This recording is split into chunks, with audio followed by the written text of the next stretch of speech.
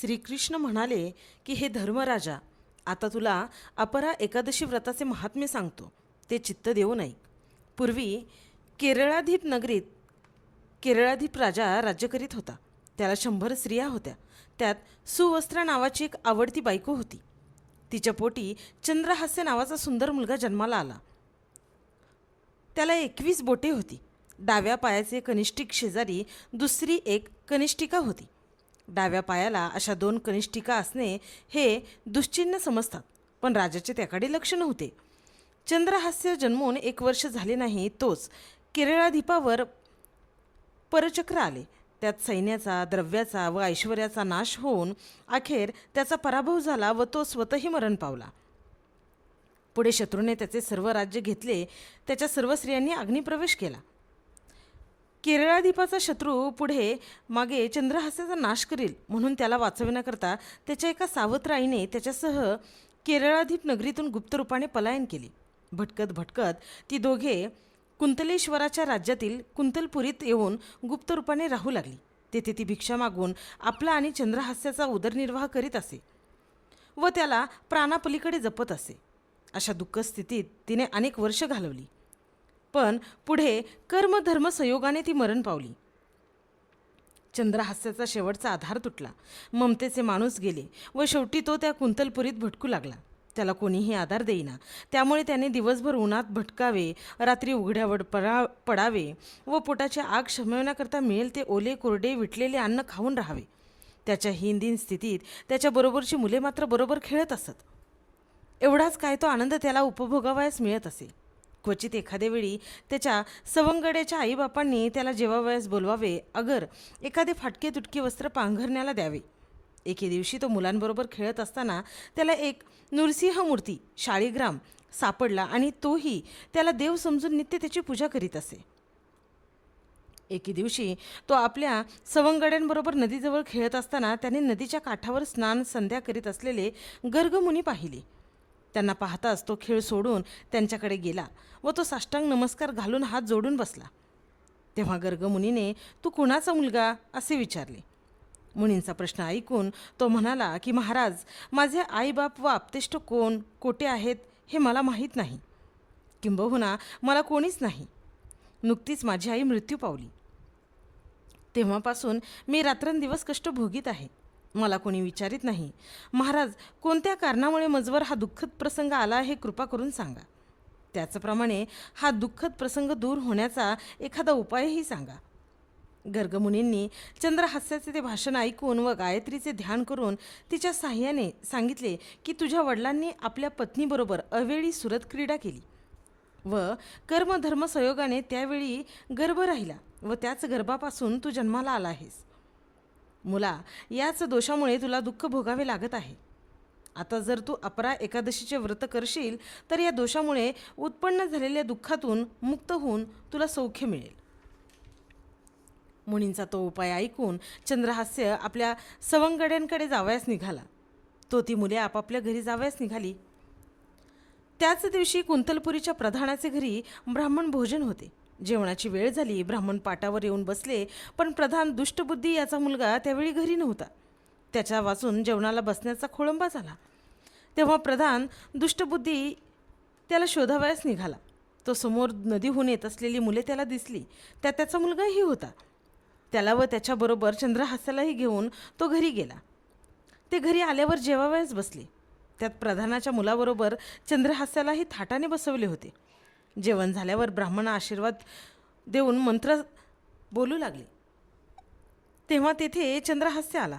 तो प्रधानाचा मुलगा आहे असे समजून ब्राह्मणांनी हा मुलगा विजयी हो, आपली संपत्ती वाढवून तिचे उत्तम रीतीने संरक्षण करो, शिवाय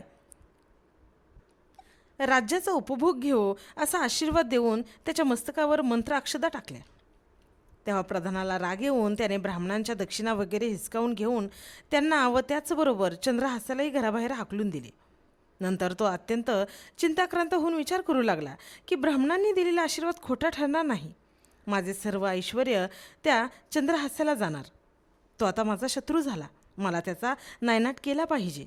शेवटी त्याने त्याला ठार मारण्याचा निश्चय करून 4-5 जणांना बोलवून आणून सांगितले की चंद्रहास्याला रानात नेऊन ठार मारा. याबद्दल मी तुम्हाला उत्तम बक्षीस देईन. हे कृत्य जर तुमच्या हातून घडले नाही तर तुम्हास प्राणाला मुकावे लागेल. जा तुम्ही आपल्या उद्योगाला लागा. त्याला मारल्याची खून म्हणून त्याच्या डाव्या पायाची करंगळी मला दाखवायला आणा. इकडे चंद्रहास्य गर्गमुनीने सांगितल्याप्रमाणे अपरा एकादशीचे व्रत करण्याचा विचार करीत रस्त्याने हिंडत होता. तो त्या 5 जणांनी येऊन त्याला गाठले व काही आमिष दाखवून रानात नेले. तिथे आपली लपवून आणलेली शस्त्रे बाहेर काढली. हा सारा प्रकार पाहून चंद्रहास्य घाबरून रडू लागला. त्याच्या जवळपास कोणीही नव्हते. या त्याच्या असहाय्य स्थितीत तो दीनवानाने परमेश्वराची, त्या नृसिंहाची सापडलेल्या शाळीग्रामाची करुणा भाकू लागला. तो म्हणाला की हे पतित पावना, आजपर्यंत जसे अनेक प्रकारच्या आपत्तीतून तू माझे संरक्षण केलेस तसेच या संकटातूनही मला सोडव. तुझ्या वाचून मला कोणाचाही आधार नाही. तू सर्वज्ञ, सर्वशक्तिमान, जगाचा नियंता आहेस. अशा प्रकारे तो करुणा भाकत असताना त्याच्या डोळ्यातून आनंदाश्रू गळत होते. कारण एकाएकी त्या ठिकाणी एक सिंह आला आणि जबडा पसरून त्या 4-5 जणांकडे क्रूर दृष्टीने पाहू लागला. ते थराथरा कापू लागले व हळूहळू मागे सरकू लागले. तशात एकाने मरणाच्या भीतीने त्या मुलाच्या डाव्या पायाची जादा कनिष्ठिका कापून घेतली. थोड्याच वेळात ते त्या सिंहापासून व चंद्रहास्यापासून दूर निघून गेले. गावात जाऊन प्रधानाला चंद्रहास्याला मारल्याची खूण म्हणून ती कनिष्ठिका दाखवली. इकडे तो सिंह आला तसाच निघून गेला. ऐनवेळी तेथे जो सिंह आला तो साक्षात परमेश्वर होता. पुढे चंद्रहास्य त्या वनातच भटकू लागला. भटकताना त्याला अत्यंत त्रास होऊ लागला. दमल्यामुळे चालताना अडखळून पडत असे. पायाचे रक्त निघत असे. कधीकधी खाण्याला मिळत नसे. थंडी, वारा, ऊन यापासूनही त्रास होत असे. अशा रीतीने काळ कंठीत असताना अपरा एकादशीच्या दिवशी त्याला काही खावयास मिळाले नाही. सर्व दिवसभर उपाशी असल्यामुळे व इतर त्रासामुळे रात्रभर झोप आली नाही. दुसरे दिवशी दिन होऊन एका झाडाखाली बसला.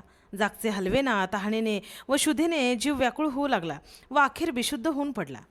त्याच्या या स्थितीत समोरून एक तेजस्वी पुरुष घोड्यावरून बसून तेथे आला.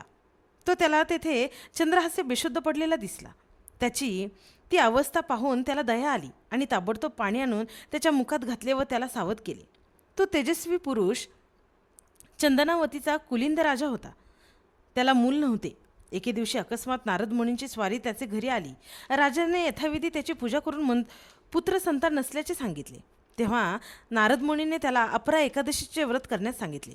पुढे राजाने अपरा एकादशीचे व्रत यथाविधी केले व दुसऱ्या दिवशी मृगयेकरता अरण्यात गेला. तेथे वर सांगितल्याप्रमाणे चंद्रहास्य बेशुद्ध स्थितीत दिसला. असो, चंद्रहास्य सावध झाल्याबरोबर त्याने राजाच्या गळ्याला मिठी मारली. तो आकाशवाणी झाली, हे राजा, हा पुत्र तुला दिला आहे, त्याचा सांभाळ कर. नंतर राजा त्याला घरी घेऊन गेला.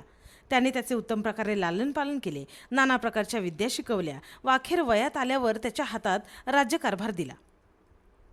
चंद्रहास्य ही धर्माला अनुसरून सुखाने व आनंदाने राज्यकारभार करू लागला. ज्या एकादशी व्रताच्या पुण्यामुळे त्याला ते ऐश्वर्य मिळाले ते एकादशी व्रत सर्व प्रजेला करण्यास सांगितले. त्याप्रमाणे ती सर्व प्रजा प्रेमाने आनंदाने एकादशी व्रत करू लागली.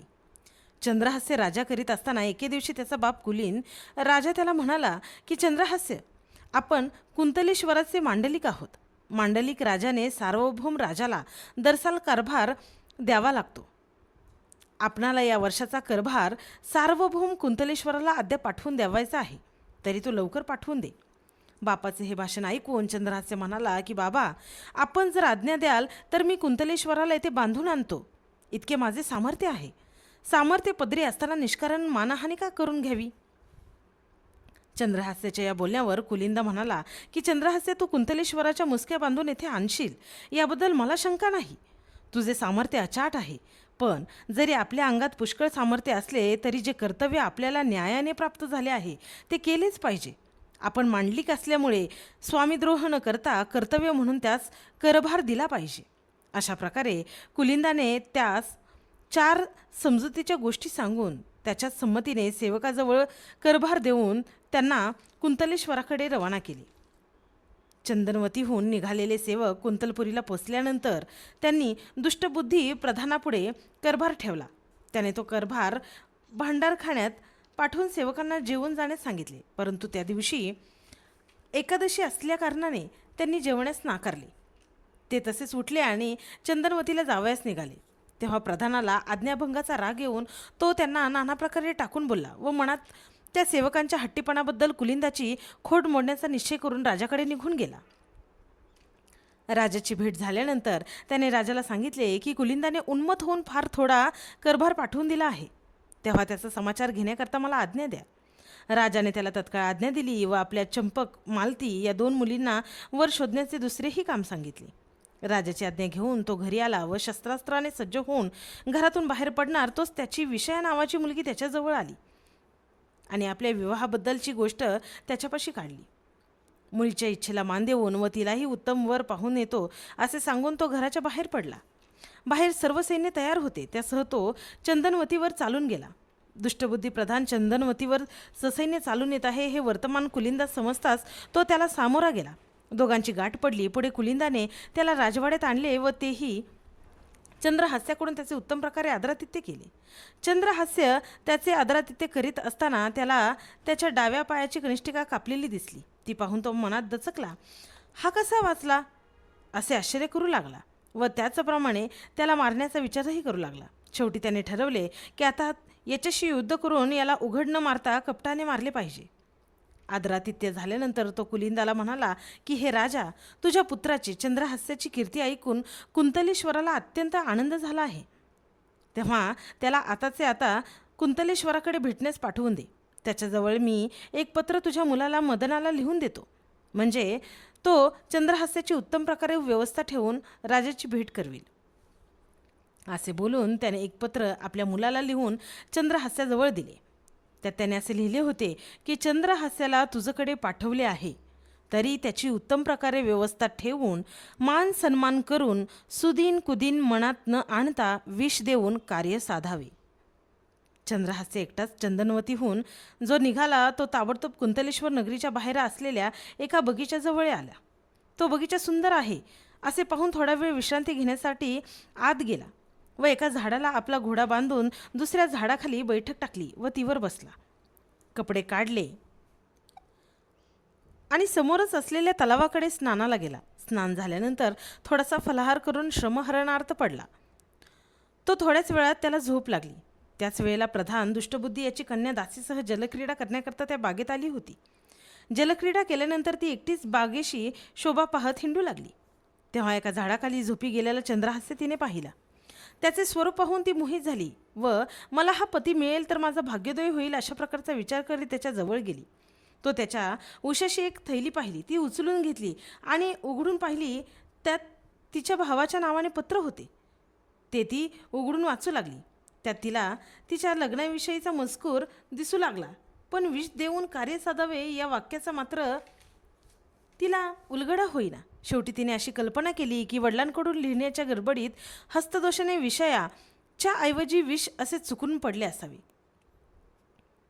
तीवरील कल्पना खरी मानून तिने आपल्या डोळ्यातील काजळाने तेथील विष यापुढे या हे अक्षर लावून विष शब्दाच्या ऐवजी तेथे विषया हा शब्द केला.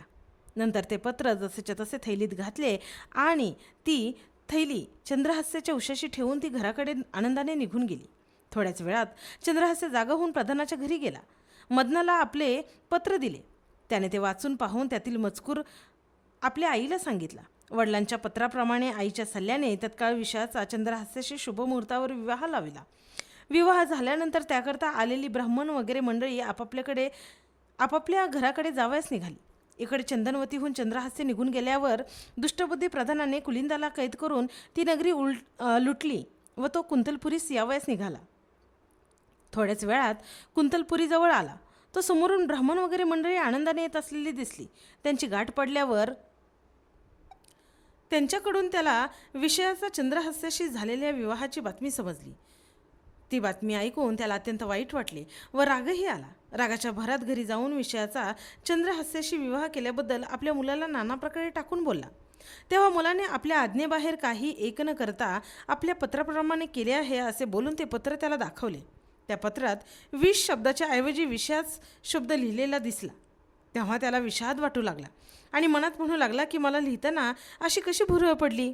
पुढे तो मुलाची मनधारणी करण्याकरता त्याला म्हणाला की तू विषयाचा चंद्रहास्याशी विवाह केल्याबद्दलचा मला राग आला नाही. विवाह करण्याबद्दल मी लिहिले होते, पण राजाला न कळविता विवाह केले याबद्दल मला वाईट वाटत आहे. तेव्हा आता राजाकडे जाऊन त्याला ही गोष्ट न कळवल्याबद्दलची क्षमा माग. बापाच्या आज्ञेप्रमाणे मदन राजाकडे गेला. विषयाच्या चंद्रहास्याशी केलेल्या विवाहाबद्दल क्षमा मागितली. ती बातमी ऐकून राजाला राग आला व जवळ बसलेल्या सेवकांना म्हणाला की मी प्रधानाला आपल्या मुलींकरता वर पाहण्याचे काम सांगितले असताना त्याने प्रथम आपल्या स्वतःच्याच मुलीला वर पाहून तिचे लग्न केले, स्वार्थ साधला व माझ्याशी कपट केले. राजाचे ते भाषण ऐकून जवळ बसलेले सेवक त्याला म्हणाले की महाराज, ज्या अर्थी प्रधानाने आपण सांगितलेले असताना राजकन्येला वर न पाहता आपल्या कन्येला वर पाहून तिचे घाईने लग्न केले, त्या अर्थी तो वर पाहून तोच चांगला असला पाहिजे.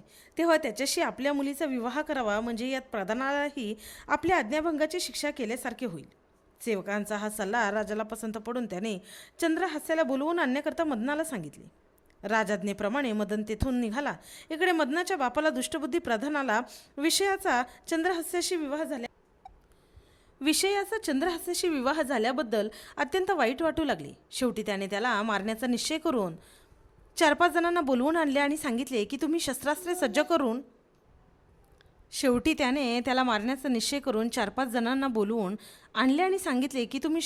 सज्ज करून अंबिकेच्या देवळात बसा.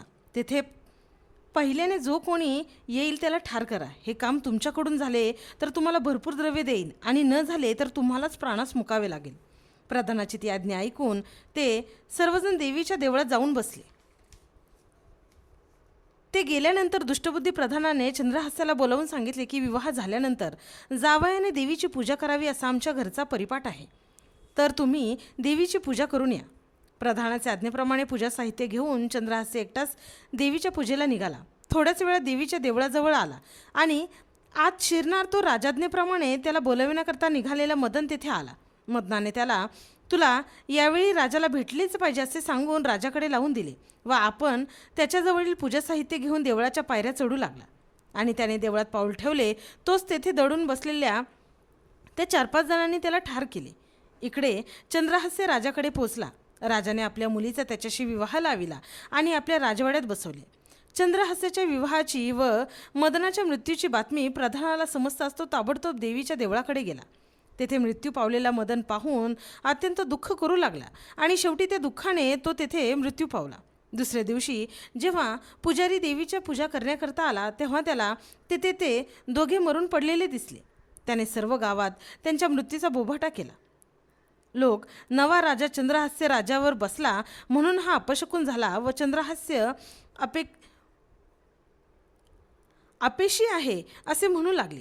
लोकांनी चंद्रहास्याला अपेशीपणाचे दिलेले दूषण ऐकून त्याला वाईट वाटले, म्हणून तो तडक देवीच्या देवळात गेला. तेथे देवीची प्रार्थना करून तिला प्रसन्न करून घेतले व मदनाला आणि दुष्ट प्रधानाला जिवंत करविले. त्यावेळी दुष्टबुद्धी प्रधानाची सर्व कृत्ये तिने त्याला सांगितली. त्यात आपल्या बापाला कैद केलेली बातमी ऐकून त्याला अत्यंत वाईट वाटले व ताबडतोब लवाजमा पाठवून त्याची सुटका करवली. पुढे चंद्रहास्याने आपल्या आईबापाला चंदनावतीहून कुंतलेश्वराला आणले व दुष्टबुद्धीस प्रधानपदावरून दूर करून त्या जागी मदनाला नेमले आणि सुखाने व आनंदाने राज्यकारभार करू लागला. श्रीकृष्ण म्हणाले की हे धर्मराजा, जे कोणी हे एकादशीचे व्रत करतील व महात्म्य ऐकतील ते पुण्यवान होऊन अंती सद्गतीला जातील. वैशाख कृष्ण पक्षातील एकादशीला अपरा एकादशी म्हणतात.